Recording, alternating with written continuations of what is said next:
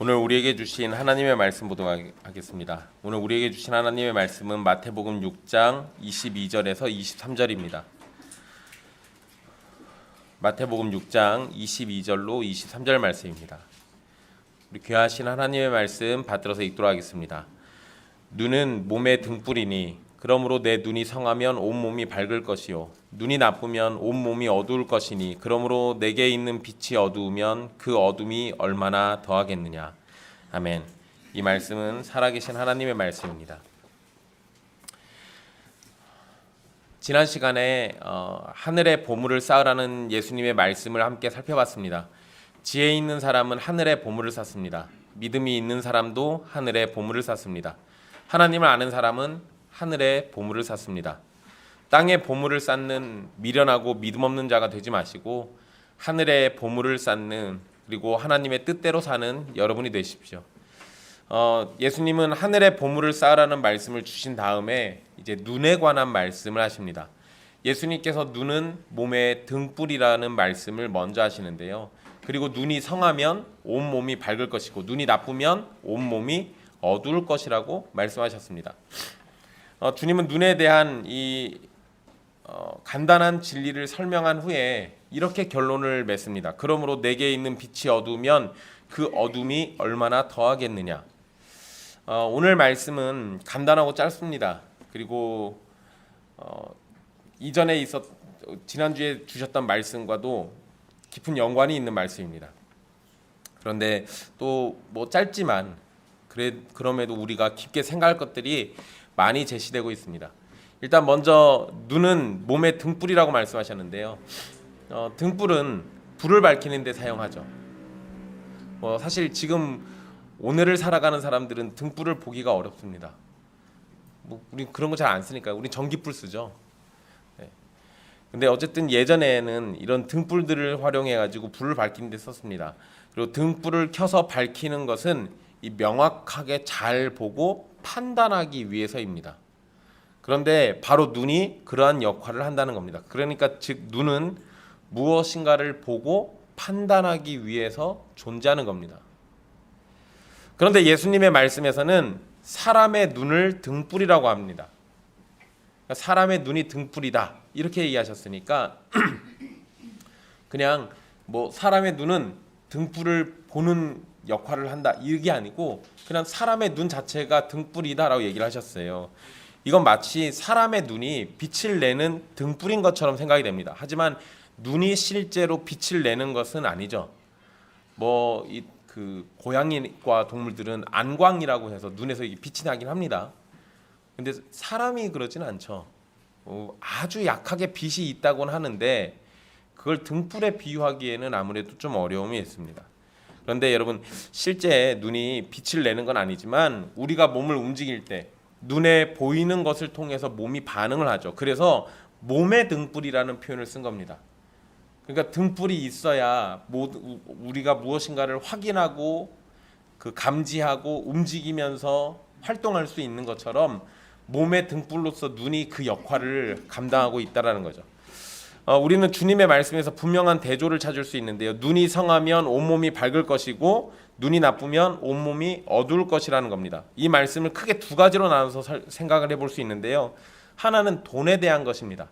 본문의 문맥상의 내용은 계속 돈이에요. 그러니까 우리는 1차적으로 이 돈과 관련된 내용으로 이걸 생각해 볼 수 있어요. 그리고 이 다른 하나는 이 마음과 연관돼서 이 눈을 생각해 볼 수 있습니다. 그래서 이 두 가지를 우리가 좀 생각을 같이 해볼 건데요. 일단 제가 이렇게 설명하는 건 눈이 성하면이라고 할 때 이 성하다라는 말의 원어적인 의미가 관대하다라는 의미가 있습니다. 그리고 이것과 연결해 가지고 그냥 나쁘면이라는 말은 그냥 악하다, 나쁘다 이런 뜻인데 관대하다라는 말과 대조적으로 이해를 하면 인색하다라는 의미로 이해할 수가 있어요. 그러니까 이런 의미로 놓고 보면 여기에서 눈이 보는 거는 재물을 얘기하는 거예요.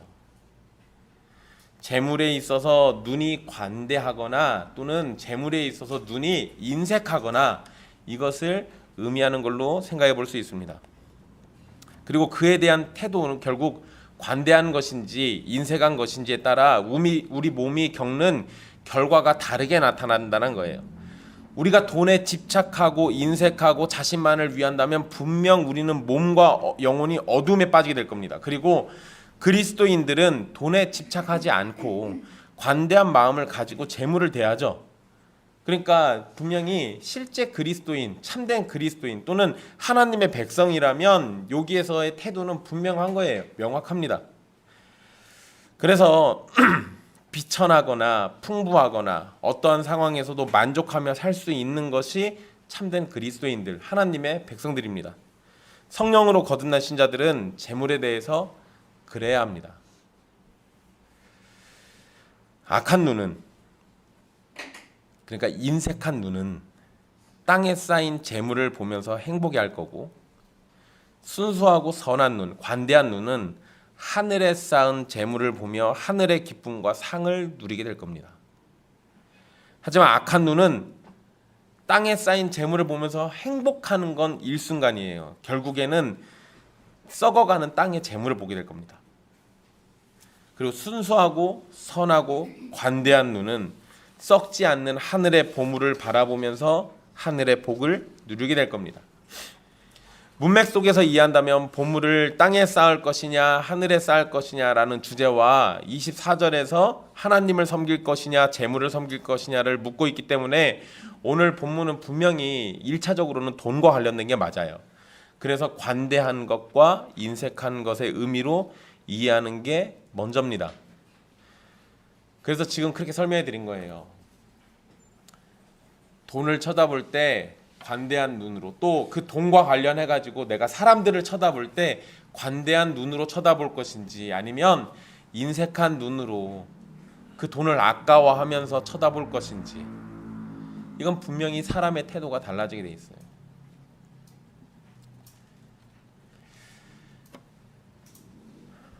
제가 전도사로 지낼 때는 별로 그런 일이 없었습니다. 근데 목사가 되니까 대접받을 일이 많아요. 목사 좋은 것 같아요. 그래서 오죽하면 사람들이 목사를 먹사라고 하겠습니까? 뭐 먹는 거는 하여간에. 제가 약간 그 말에 좀 별로 좋아하진 않지만 동의가 돼요. 여러분 어느 지역에 놀러 가서 맛집을 찾고 싶으면 그 지역 목사님한테 물어보면 거의 다 압니다. 하도 대접들을 많이 받으셔가지고 맛있는 집들은 잘 알아요. 근데 예전에 제가 어릴 때 막 이럴 때만 해도 목사님들을 대접하는 것이 오히려 성도들한테 즐거움이고 복이라고 생각을 했습니다. 그러니까 마땅히 막 목사님들 막 대접해 드리려고 하고 그랬어요. 근데 요새는 이제 사람들이 좀 약간 인식도 바뀌기도 했고 사람들이 생각이 많이 달라지다 보니까 그냥 마냥 대접만 받는 목사를 별로 좋아하진 않습니다. 근데 목사들에게 이게 습관이 돼가지고요. 어디 갔을 때 돈을 내가 내고 막 사람들한테 대접하기보다는 대접받는 게 훨씬 더 빨라요.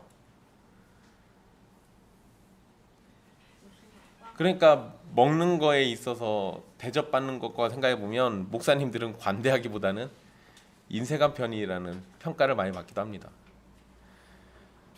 사실 목사가 내든 성도가 내든 뭐 넉넉한 사람이 내면 되죠.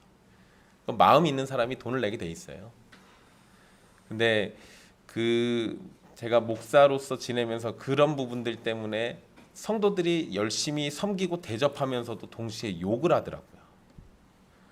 대접만 받으면 먹을 땐 좋은데 나중에 욕 먹어요. 근데 그건 꼭 목사만 해당되진 않습니다. 우리가 재물과 관련해 가지고 우리의 눈을 관대하게 둘 것이냐 인색하게 둘 것이냐, 돈과 관련된 내 태도를 관대함으로 가지고 살 것이냐 인색하게 살 것이냐는 예수님이 지금 말씀하신 것처럼 현저하게 결과가 달라지게 돼 있습니다. 그런데 이건 1차적인 의미이고요. 더 넓은 의미로도 우리가 생각해 볼 수 있습니다. 그 성하면이라고 번역된 단어가 관대하다라는 의미도 있지만 순결하다, 순수하다라는 의미도 있습니다. 그리고 이 단어가 종종 하나님을 향한 헌신적인 마음을 나타낼 때 사용됩니다. 그러니까 우리의 눈이 믿음으로 하나님을 향할 때 우리의 몸은 밝을 것이다 라는 의미가 되는 거예요. 이게 여러분 문맥상 이게 지금 재물과 관련된 거라고 말씀을 드리긴 했지만 제가 지금 설명해 드리는 것도 문맥상 전혀 해당 사항이 없는 게 아니에요. 왜냐하면 24절에서는 하나님을 선택할 거냐 재물을 선택할 거냐를 물어보잖아요. 그러면 우리의 눈이 성에서 하나님을 향한 순수하고 순결한 마음을 가지고 살 것이냐 아니면 하나님을 향해서 악한 마음을 가지고 살 것이냐라고 이해할 수도 있습니다. 이렇게도 얼마든지 이해할 수 있기 때문에 이걸 꼭 재물로만 이해할 필요는 없다라는 거예요. 그리고 나쁘면이라는 단어는 병들었다, 악하다 이런 의미가 있어요.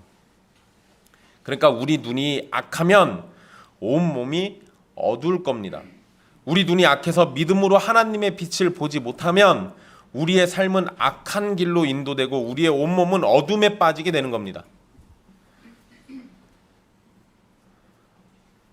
이게 참 슬픈 일이에요. 굉장히 슬픈 일입니다.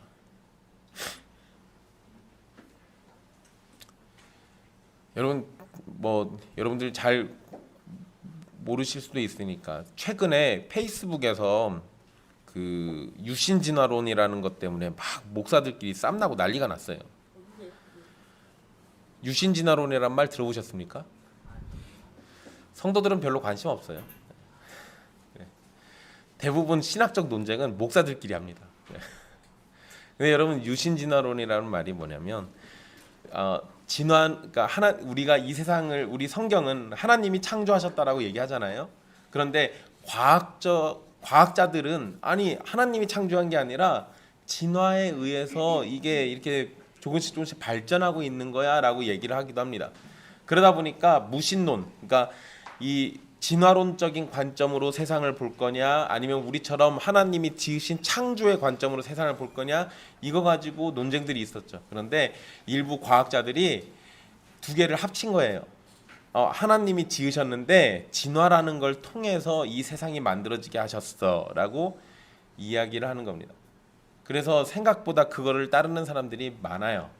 왜냐하면 과학자들의 이야기도 무시하지 않았고 성경의 이야기도 무시하지 않은 것처럼 보이니까. 근데 이제 그것 때문에 논쟁이 벌어지고 막 난리가 났어요. 왜 그러냐면 유신진화론대로 하자면 하나님 저 창세기에 있는 1, 2, 3장에 있는 말씀들을 버려야 돼요. 하나님이 말씀으로 다 모든 것을 각기 종류대로 다 지으셨다라는 말이 안 돼요. 유신진화론대로 하자면. 그러니까 이제 그거 가지고 막 난리가 났습니다. 그게 맞냐 틀리냐 이거죠. 저는 유신진화론을 믿지 않습니다. 그거는 진화론하고 별로 다를 게 없어요. 근데 어쨌든 그거 가지고 싸우는데 사람들이 이 하나님을 온전히 있는 그대로 바라볼 거냐, 성경이 계시한 대로 바라볼 거냐, 아니면 내 경험과 내 가치관과 내가 배운 지식과 이걸 통해서 하나님을 볼 거냐, 이건 얘기가 달라져요. 그러니까 제 입장에서는 유신진화론을 얘기하면 눈이 나쁜 겁니다. 하나님을 온전히 바라보지 못하고 내가 원하는 대로 보는 거예요. 이런 일들이 벌어지기가 쉽다라는 거예요. 그러니까 그렇게 되면 이건 결국 악한 걸로 가게 돼 있어요. 유신진화론이 나름대로 하나님과 과학에 대한 얘기들을 잘 조화롭게 만들어 보려고 했는데 이것이 결과가 어떻게 되냐면요. 하나님은 능력이 많으신 분이 아니에요. 진화라는 걸 통해 가지고 이 세상을 만들고 있는 거니까. 게다가 진화론의 입장에서는 지금 진화가 끝난 겁니까? 아니면 지금도 계속되는 겁니까? 계속되고 있죠. 그러면 하나님의 창조는 완성된 게 아니라 계속되고 있는 거예요. 도대체 하나님이 뭐가 부족하셔가지고 수만 년 동안을 계속 진화시키고 있냐고요. 그 얘기는 하나님이 만들어놨는데 진화의 관점으로 이해하면 뭔가 부족한 게 있으니까 발전하고 진화하는 거잖아요. 그러면 하나님이 지으셨던 건 불완전한 거고 모자람이 있다라는 개념이 생겨버려요. 본인들은 그렇게 인정하지 않겠지만 결국 그거대로 하면 이렇게 된다고요. 그러면 전지전능하신 하나님이 아니라 능력이 그냥 우리보다 조금 뛰어난 하나님이 돼요. 유신진화론으로 믿으면 결국에는 하나님을 온전히 믿기가 어렵습니다. 그러니까 제 기준에는 유신진화론을 얘기하면 눈이 나쁜 거예요. 하나님을 온전히 알지 못하고 온전히 믿지 못하는 꼴이 되는 겁니다. 여러분, 눈이 성하다라는 건 시력이 좋다라는 것이 아니라 마땅히 봐야 하고 관심을 가져야 할 것을 본다라는 의미예요. 눈이 나쁘다, 시력이 나빠가지고 못 봐, 이게 아니에요. 눈이 성하다, 눈이 좋아가지고 멀리 있는 것도 막 독수리처럼 다 봐, 이런 개념이 아니에요. 마땅히 봐야 할 것, 보아야 할 것을 잘 보고 있고 관심 가져야 할 걸 잘 가지고 있다. 그건 눈이 악하다라면 봐야 할 걸 안 보고 있는 거예요. 관심 가져야 할 걸 안 갖고 있는 거예요. 결국 눈은 시력이 아니라 시각을 의미하는 거예요. 내가 지금 시각으로 뭘 쳐다보고 있냐. 시각은 판단력이라는 걸 말합니다. 그러니까 우리의 판단력이 올바르면 우리의 몸이 밝을 것이고, 우리의 판단력이 올바르지 않으면 우리의 몸은 어두울 것이 되는 거예요. 그래서 여러분들은 어두움으로 가고 싶냐, 밝은 것으로 가고 싶냐, 이것도 뭐 얘기하시는 거겠죠. 여러분, 지난 시간에 우리는 하늘과 땅이라는 장소를 놓고 어디에 보물을 쌓을 것인가를 살폈습니다. 그것과 연결해가지고 우리의 눈이 하늘을 바라보느냐 땅을 바라보느냐로 오늘 말씀을 이해할 수 있는 거예요. 이렇게 본다면 역시 문맥상에서의 의미도 크게 벗어나는 건 아니에요. 보물이 있는 곳에 마음이 있다는 21절의 말씀은 22, 23절에 와서 결국 우리의 마음이 있는 곳을 우리는 바라보게 되고 그것에 따라 우리의 판단력이 작용해서 우리의 몸이 영향을 받는다라는 것을 의미하는 겁니다. 저나 여러분이나 행동할 때 우리의 행동은 생각에 영향을 받는 겁니다. 그러니까 무슨 생각 없이 막 그냥 본능적으로 움직이는 거, 이런 거 말고요. 우리가 어떠한 행동을 할 때는 우리의 생각을 따라서 행동이라는 게 나타나게 돼 있어요. 여러분, 돌이나 물건이 여러분의 얼굴을 향해서 날아온다고 생각해 보십시오. 그러면 여러분들은 뭐가 날아올 때 어떻게 해야겠어요? 그치, 바로바로 튀어나오네. 여러분, 우리는 그걸 보고, 날아오는 걸 보고 순식간에 생각이라는 걸 해요. 그래서 내가 잡을만 하면 잡으려고 할 테고, 못 잡을 것 같으면 피해야 하고. 그게 뭐 그럴 수도 있지. 뭐 맞아도 괜찮겠는데 싶으면 그냥 맞으면 되지. 근데 아까 제가 그랬잖아요. 돌이나 물건이 날아올 때라고 그랬잖아요. 생각을 해야 돼요. 그냥 맞으면 안 돼. 내가 한 얘기도 놓치지 마. 돌이 날아왔는데 그냥 맞으면 큰일 나요. 제가 초등학교 3학년 때 날아오는 돌을 맞았거든요. 그래서 여기에 땜빵이 있습니다. 근데 제가 그 돌 날아올 때 저는 못 봤어요. 돌 던지지 마! 이러고 돌았는데 제 뒤통수에 대고 누가 돌을 던졌어요. 봤으면 저도 피했을 텐데. 그래서 누가 던졌는지 아직도 범인을 모릅니다. 잡았어야 하는데. 어쨌든 여러분, 우리가 이대로 가만히 있다가는 부딪히겠다라는 생각을 먼저 하고, 그러면 그에 따라서 피하거나 손으로 쳐내거나 아니면 그걸 잡을 생각이란 걸 하게 돼 있어요. 행동으로 옮기게 돼 있죠. 그러니까 눈으로 보고 생각이란 걸 하고 행동에 옮기는 것, 이게 우리가 사람들이 일반적으로 행동이란 걸 할 때의 과정이에요. 마찬가지로 우리가 보통 하는 행동들은 다 생각의 영향을 받는 겁니다. 그런데 그 생각은 우리가 무엇을 보고 어떻게 판단하느냐에 따라서 또한 결정되는 겁니다. 지금 예수님께서 눈을 말씀하신 것을 판단력이라고 해석하는 것은 바로 우리가 보는 것에 따라서 우리는 판단하고 생각하고 행동에 옮기기 때문에 그래요. 결국 예수님의 말씀은 우리들의 판단력이 바르면 바른 행동을 해서 몸이 상하지 않게 되겠지만, 우리들의 판단력이 바르지 않으면 잘못된 행동으로 몸이 상하게 된다라는 것을 의미하는 겁니다. 사람이 어떤 한 물건을 놓고 보는 관점에 따라서 판단하게 되고 그에 따라 생각하게 되고 행동에 옮기게 돼 있어요. 주님은 바로 그러한 점을 염두에 두고 말씀하시는 겁니다. 우리가 하늘에 보물을 쌓으려면 하늘을 바라봐야 돼요. 우리가 이 땅에서 살고 있지만 우리의 마음은 하늘을 향하고 있어야 하고, 그것들을 위해서 우리는 이 땅의 것들을 바르게 보고 판단과 생각을 하고 행동과 사용을 해야 하는 거예요. 그런데 문제는 우리들의 눈은 언제나 죄악된 것을 바라본다는 것이 문제입니다. 의롭고 선하고 아름답고 고귀하고 이런 것을 바라보기보다는 악하고 더럽고 추하고 이런 것들에 우리 눈이 훨씬 더 빨라요. 여러분 성경에서는 보는 것으로 시작해가지고 범죄함으로 끝나는 사건들이 여럿 있습니다. 대부분 죄는 눈으로 보는 것에서부터 시작해서 행동으로 나타나야 되죠. 우리 유명한 사건이죠. 제일 처음 벌어진 사건. 하와가 선악과를 본즉 먹음직도 하고 보암직도 하고 지혜롭게 할 만큼 탐스럽기까지 했다라고 했습니다. 뱀이 꼬드길 때 하와가 선악을 알게 하는 나무 그거 안 봤으면 됐어요. 근데 하와가 그날 처음 그 선악을 알게 하는 나무의 열매를 본 것도 아니었어요. 그런데 뱀의 꼬드김이 나타나니까 잘못된 판단이 들어오고 난 다음에 선악을 알게 하는 나무의 열매를 봤더니 범죄가 일어나잖아요. 하나님의 말씀보다 더 나에게 좋은 것으로 보였기 때문에 범죄를 저질렀습니다. 그리고 그것을 먹고 난 다음에 죄가 들어왔잖아요. 그럼 생각해 보세요. 이전에 하와가 선악을 알게 하는 나무의 열매를 볼 때는 죄를 짓지 않았어요. 그런데 사단의 꼬임이 있었고 그것과 함께 내 생각이 달라지고 그렇게 해서 쳐다봤더니 죄가 생겼잖아요. 결국 우리의 눈, 우리의 마음 둘 다 중요해요. 다윗이 밧세바와 간음을 하게 된 때도 다윗이 밧세바가 목욕하는 것을 보고 나서 간음했던 겁니다.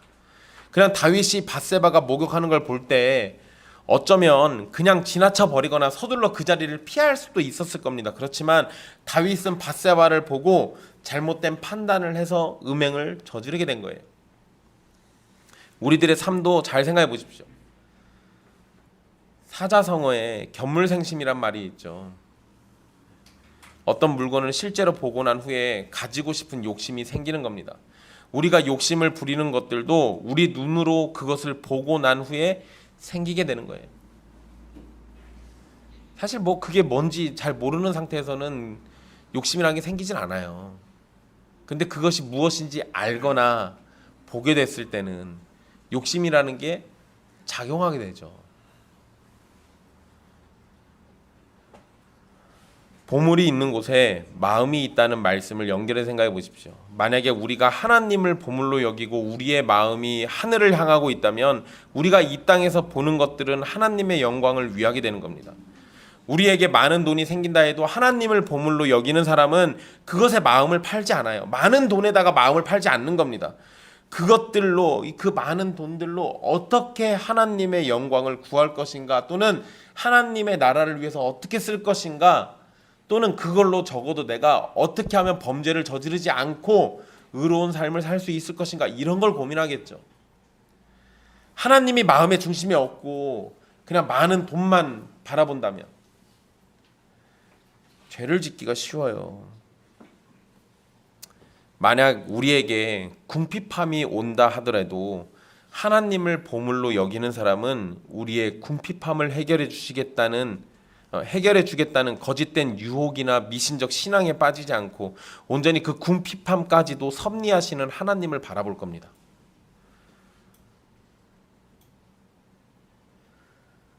여러분, 제가 큰 교회에서 이렇게 무슨 뭐 간증 집회 같은 거 하는 거 보면 가난해서 간증하는 사람은 본 적이 없어요. 부자가 돼서 간증하는 사람들은 많아도. 뭐 그나마 요새 뭐 CTS나 이런 데서 힘들고 어렵게 사역하시는 목사님들에 대한 간증 이야기를 종종 내보내긴 하는데, 보통은 가난하게 지냈다가 예수님 믿었더니 성공해가지고 지금 내가 이렇게 잘 나간다, 이런 거 간증하잖아요. 왜 그런 것만 간증해야 합니까?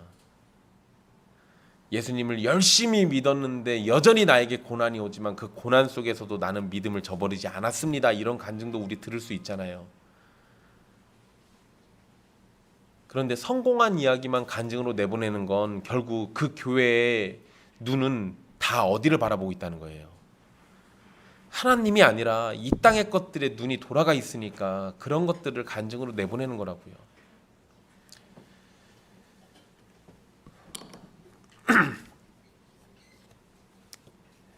우리가 이 땅에 보물을 쌓고 이 세상의 것들의 마음을 빼앗겨 버린 사람이라면 우리들의 시각은 온통 욕심과 욕망을 채우기 위한 것들에 빠지게 돼 있습니다. 하나님의 영광은 전혀 생각하지 않고 오직 나를 만족시킬 것들을 찾아서 우리의 눈은 바쁘게 움직이고, 그렇게 우리는 자신들만을 위하여서 살아가게 될 거예요. 그런데 여러분, 성경은 자기 자신만을 위해서 사는 사람을 하나님의 백성이라고 여기지 않아요.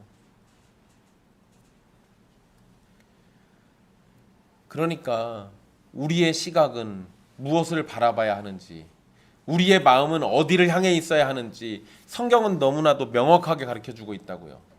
여러분들은 어떻게 하느냐, 여러분들은 어떻게 살고 있느냐, 이거를 고민해보고 생각해봐야 할 문제입니다.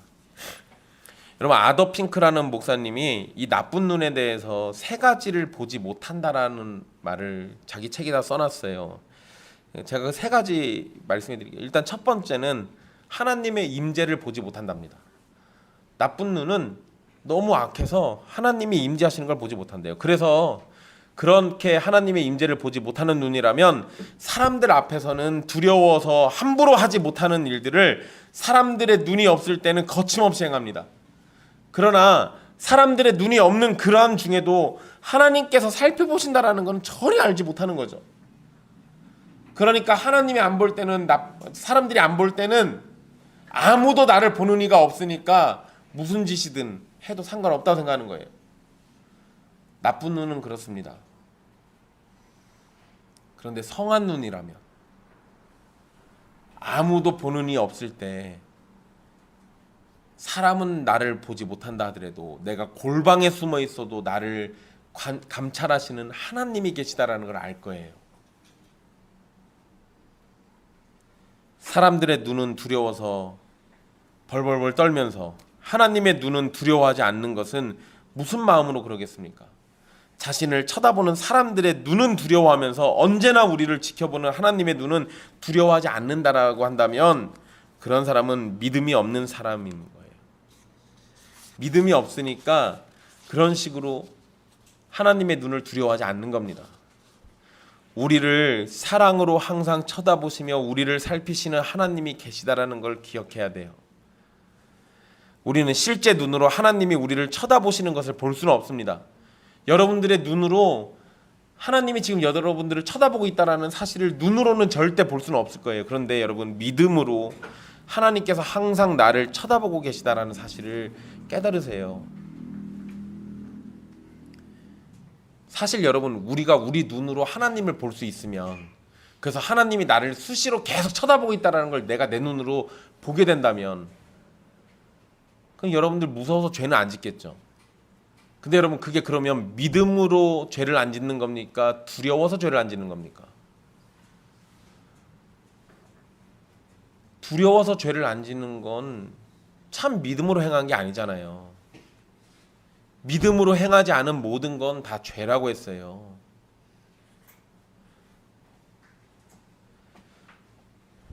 하나님은 여러분들과 함께 계십니다.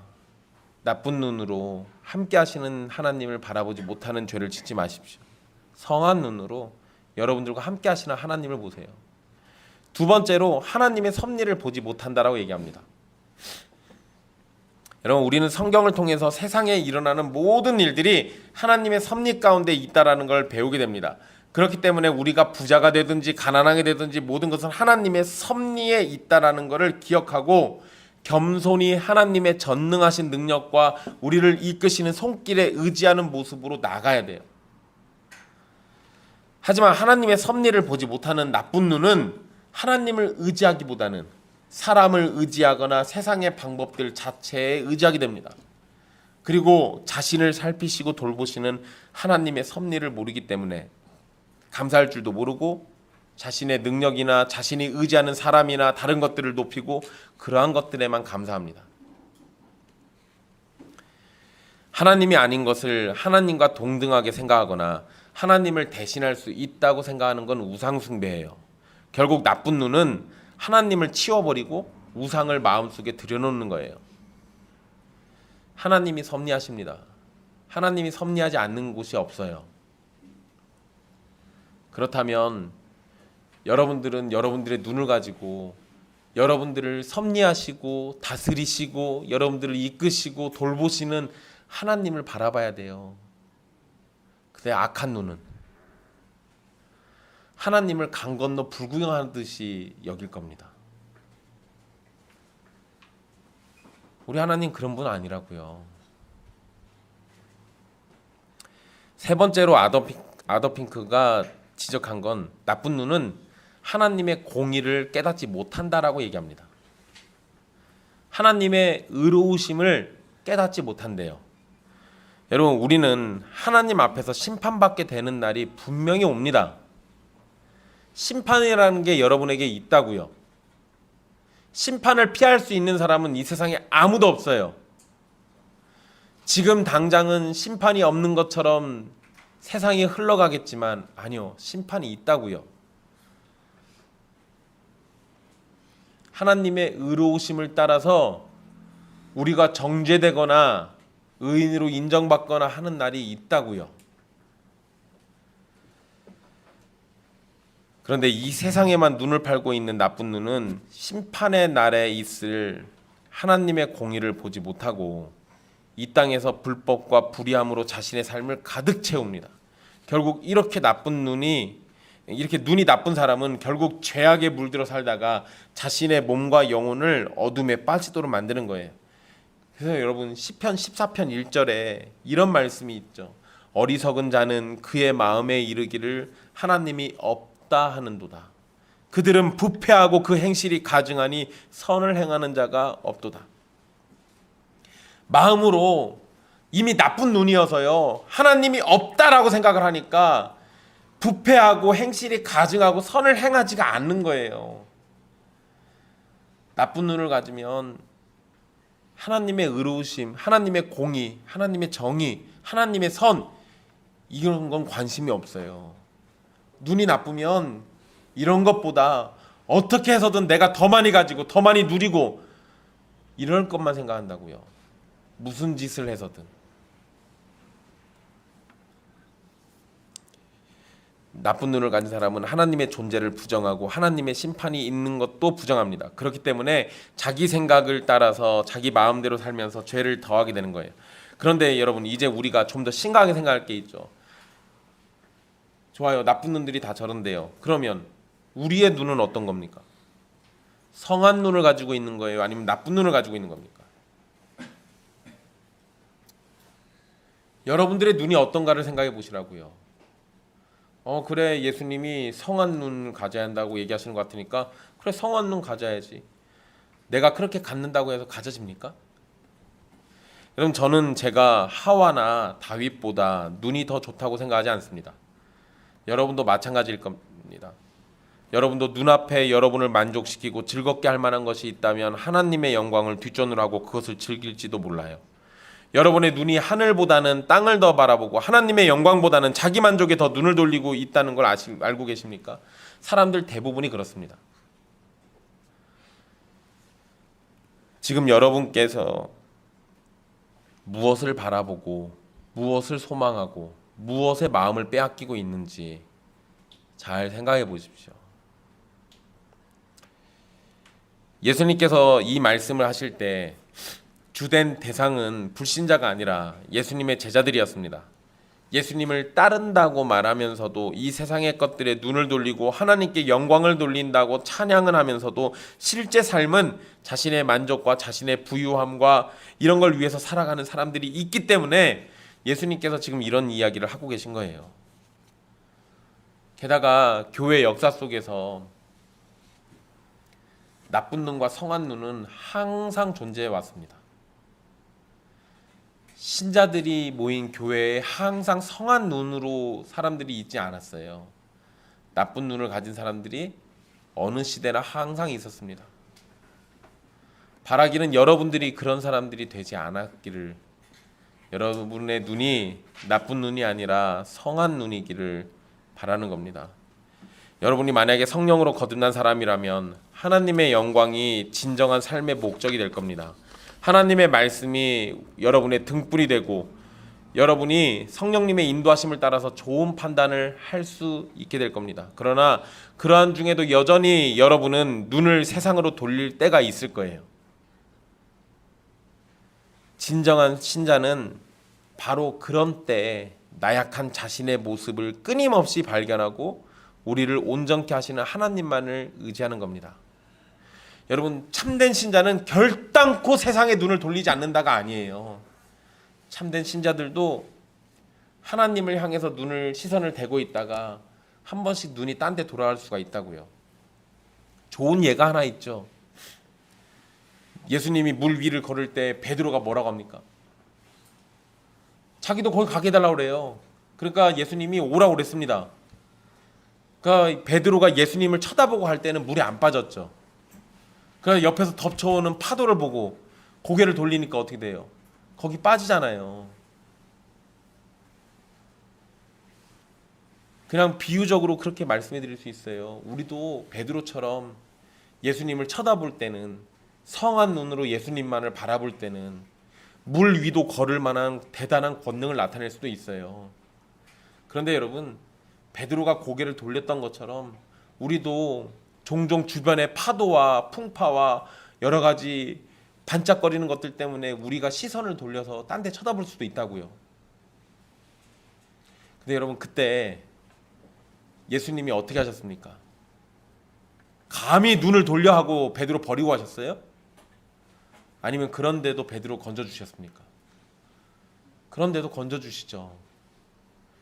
여러분들이 참된 눈으로 하나님을 바라보고 가다가 잠시 눈을 돌려도 하나님께서 여러분 다시 건져주실 거예요. 그러면 여러분들은 어떤 자세를 가져야 하는 겁니까? 어차피 하나님이 건져주실 거니까 아무데나 막 쳐다보고 다녀야 되는, 그게 맞겠습니까? 아니면 내가 하나님만을 바라본다고 얘기하지만 나에게 나약함이 있어서 잠시 잠깐 눈을 돌릴 수도 있지만, 그럼에도 나를 사랑으로 끝까지 돌보시는 하나님이 있으니까 다시 나를 온전케 하시는 하나님을 의지해야지라는 믿음으로 세상을 바라봐야겠습니까? 흔들릴 수 있어요. 눈이 딴 데로 돌아갈 수도 있습니다. 그런데 그런 자신을 발견했을 때 속히 돌아오시라고요. 여러분을 다시 온전케 하시는 하나님이 계시니까.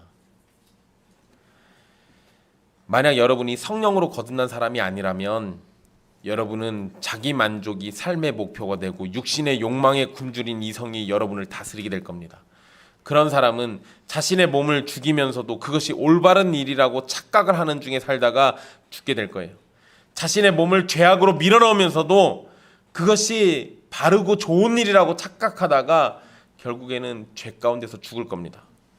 그렇게 자기를 만족시키기 위해서 살지만 만족보다는 불만족을 더 느끼면서 거머리처럼 더욱 갈구하고 더욱 욕심을 부리다가 죽게 될 거예요. 주님의 말씀에서 성한 눈은 우리가 스스로 얻을 수 있는 건 아닙니다. 앞에서 말씀드렸듯이 성령님에 의해서 얻게 되는 겁니다. 또한 성경의 진리들을 깨우치면서 우리의 나쁜 눈이 성한 눈으로 하나님의 은혜 가운데 변하게 되는 겁니다. 사랑하는 형제자매 여러분, 올바른 판단과 생각은 참된 지혜로부터 비롯되는 것인데, 지혜의 근본은 여호와를 경외하는 것으로부터 시작되는 겁니다. 주님께서는 우리가 하늘의 보물을 쌓기를 바라면서 삼위 하나님을 우리 인생의 보물로 여기시기를 바라십니다. 그러한 시각을 가지는 것은 바로 삼위 하나님께서 우리를 깨우쳐 주시고 바른 길로 인도해 주실 때 가능한 일입니다. 그러니까 주께서 은혜 베푸셔서 우리의 나쁜 눈이 성한 눈이 되게 해 주시기를 기도하십시오. 여러분의 자녀가, 여러분의 가족이 세상을 쳐다보고 엉뚱한 곳만 쳐다보고 있습니까? 그러면 하나님께 기도하세요. 저들의 나쁜 눈이 성한 눈이 되게 해주시기를 간절히 바라십시오. 우리는 세상을 바라볼 때 세상 사람들과 같은 관점으로 바라보는 사람들이 아닙니다. 우리는 그리스도의 눈으로 세상을 바라보는 사람들입니다. 성경의 가르침으로 세상을 분별하고 세상의 어둠을 비추는 빛의 사자들이에요. 그러나 우리 스스로 성경을 깨우치고 그리스도의 눈을 가질 수는 없습니다. 이것은 오직 하나님께서 우리에게 해주셔야만 할 일이에요. 하나님께서 자신이 보물보다 더 가치가 있으심을 보여주시지 않으면 우리의 마음이 하나님께로 향하지 않습니다. 하나님이 여러분들의 마음을 여셔서 하나님의 진정한 가치를 드러내시지 않으면 여러분들 스스로 또 하나님을 믿을 수가 없는 거예요. 하나님께서 우리에게 빛을 비춰주시지 않으면 우리는 여전히 어둠 속에서 헤매는 존재들일 겁니다. 우리가 성한 눈을 가지는 것은 주님의 은혜예요. 그 은혜가 우리에게 절실히 필요한 겁니다. 그 은혜로 우리가 사는 겁니다. 그리고 하나님께서 그 어떤 보물보다도 더 가치가 있다라는 사실을 우리에게 감춰두시진 않았어요. 사실 온 세상 사람들에게 하나님의 가치가 얼마나 대단한지는 이미 다 드러내셨습니다. 어디에서 드러내셨는지 아십니까? 예수님의 십자가에서.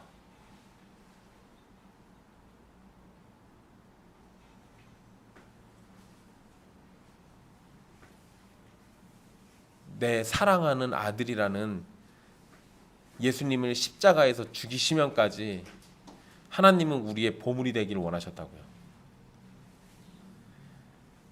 예수님의 십자가에서 이미 하나님은 우리의 보물이심을 드러내셨어요. 그 와중에도 눈이 나쁜 사람들은 예수님의 십자가를 쳐다보고도 하나님이 보물 되신다라는 사실을 깨닫지 못할 겁니다. 그런데 여러분, 예수님이 십자가에 달리실 때 옆에 있었던 백부장은 뭐라고 했습니까? 이는 진실로 하나님의 아들이시다라고 하잖아요. 그는 예수님의 십자가 아래에서 자신의 보물 되시는 하나님을 발견한 거예요. 여러분들도 예수님의 십자가 아래에서 하나님이 보물이심을 발견하게 되기를 간절히 소망드립니다.